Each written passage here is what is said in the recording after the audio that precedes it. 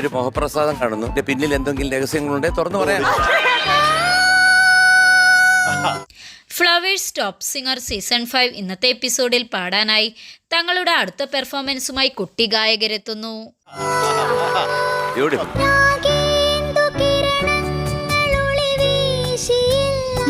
പ്രേക്ഷകരുടെ ഇഷ്ട പാട്ടുകാരായി മാറുകയാണ് പാട്ടുവേദിയിലെ കുഞ്ഞു ഗായകർ.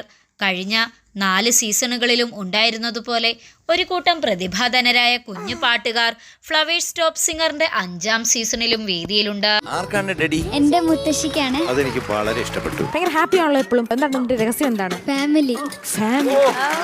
കുട്ടി പാട്ടുകാരുടെ ആലാപന മികവിനാൽ സമ്പന്നമാണ് ഫ്ലവേഴ്സ് ടോപ്പ് സിംഗർ സീസൺ 5ന്റെ വേദി. മനം നിറയ്ക്കുന്ന പാട്ടിനാലും കുരുന്നുകളുടെ കുറുമ്പ് നിറഞ്ഞ സംസാരത്തിനാലും പ്രേക്ഷകർക്ക് എന്നും പ്രിയപ്പെട്ട പരിപാടിയാണ് ടോപ്പ് സിംഗർ. ഈ പാട്ട് അസലായിട്ട് പാടാം.